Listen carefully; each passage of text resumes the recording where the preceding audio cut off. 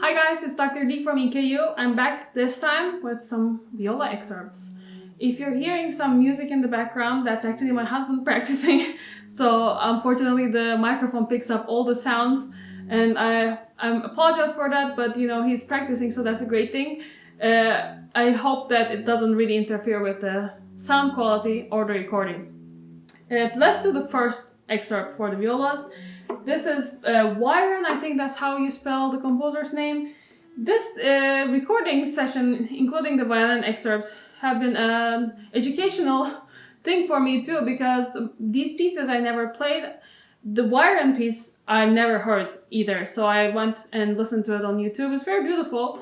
I think it should be played more often. There's a recording with some picture on it. That was the one that I listened to. It was very beautiful. I think there are other recordings that you can choose from, and the excerpt itself is very beautiful too.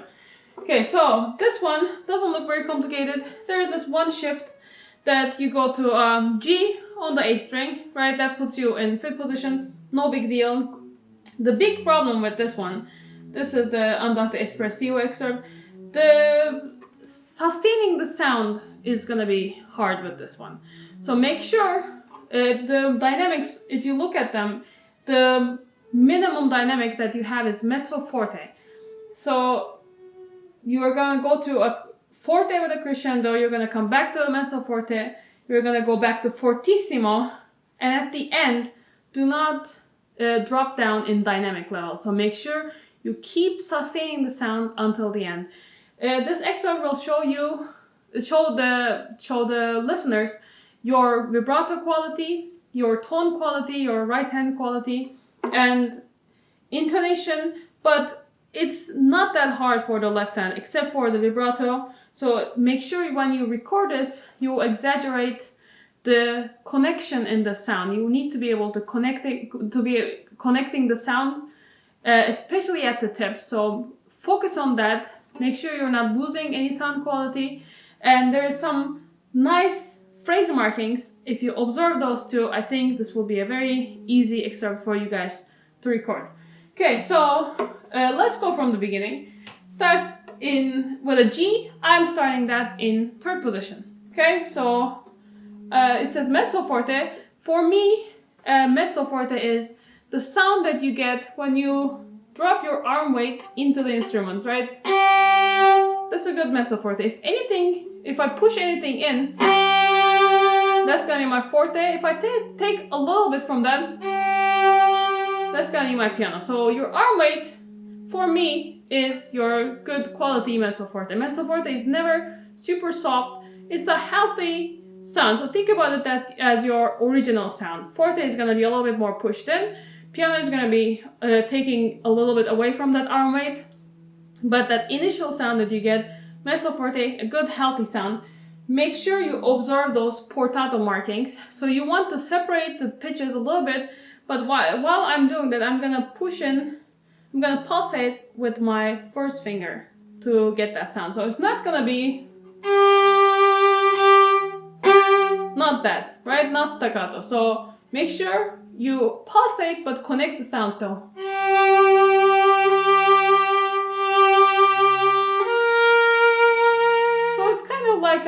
Like a slow heartbeat. It's not picky, it's not bang, bang, it's not that.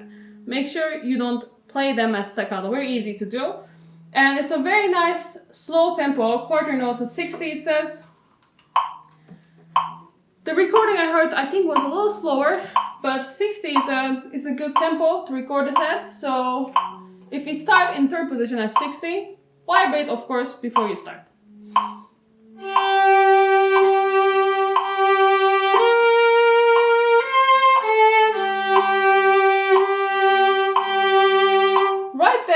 I'm gonna go down to first position. So 2 before 8, on my second G, I'm gonna go to first position, third finger. And again, all those portato markings I'm doing by pulsating my first finger and immediately getting rid of that. So not picky, just kind of like an underlying heartbeat. Okay, so 2 before 8, let's go on from there. I went to first position on the second G, I did a stay. And observe the here, we need to shift. We could shift before, but you will lose that nice crescendo if you try to shift before and get into the fifth position a little bit easier. Don't do that. Make sure that you shift right where the treble clef starts. How do we shift? I recommend you guys to use the second finger to shift to the G. You're gonna use a second finger when you get to G anyways. So this time you're gonna use a second finger on the A string to make that shift. So I played that last G.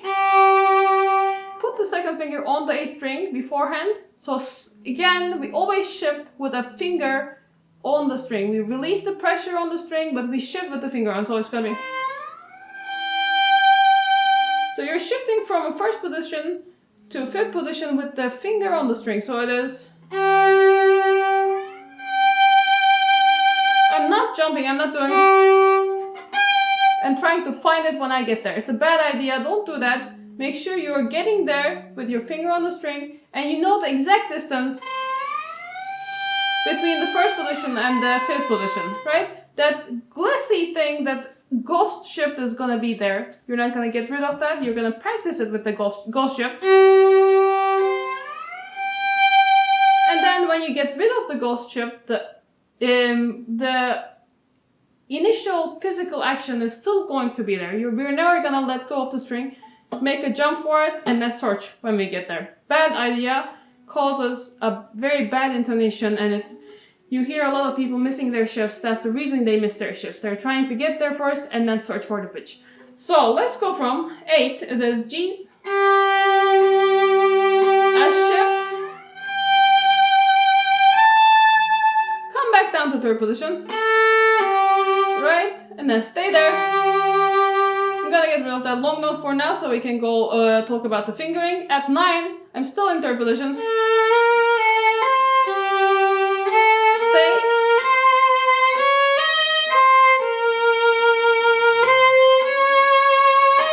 I'm still in third position. So I was in third position starting at 2 before 9, last beat. I'm still in third position. I'm gonna stay in third position.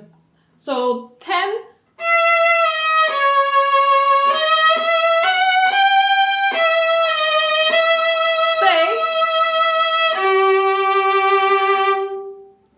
The excerpt in third position. Very easy. Very minimal amounts of shifts. The only biggest shift that we have is 2 before 9 to a fifth position. After that I come back to third position.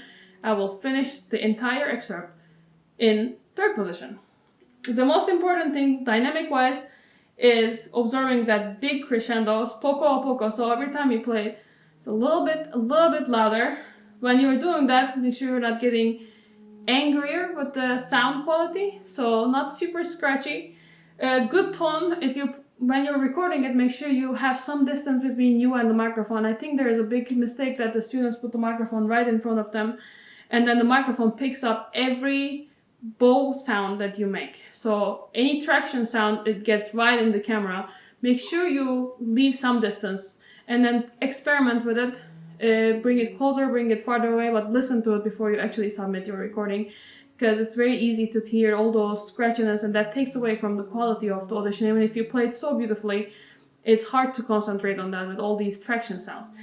So if we play this in tempo, by the way, andante espressivo, espressivo, probably you guys already know, means expressive, and you cannot be expressive without vibrato. So make sure a lot of vibrato. Don't give up on your vibrato. Don't say I'm gonna leave this note non-vibrated. It's gonna immediately take away from that expressiveness. This is how this excerpt sounds like when played in tempo.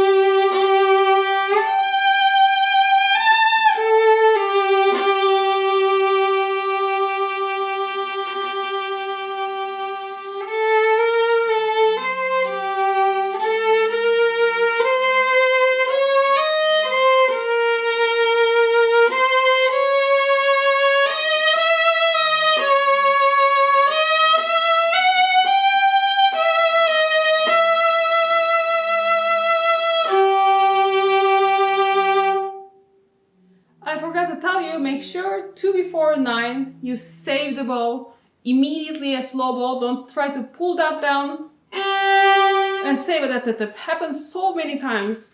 It happens maybe 95% of the time that the students think that they're saving, but they already spent the bow, and then there's still 4 more beats and they're trying to fit it all at the tip.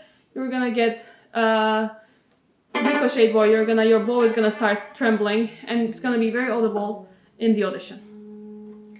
If you have any questions about this excerpt, please don't hesitate to contact me. I will be back with the second, third excerpt and some scales. Thank you for listening. Bye.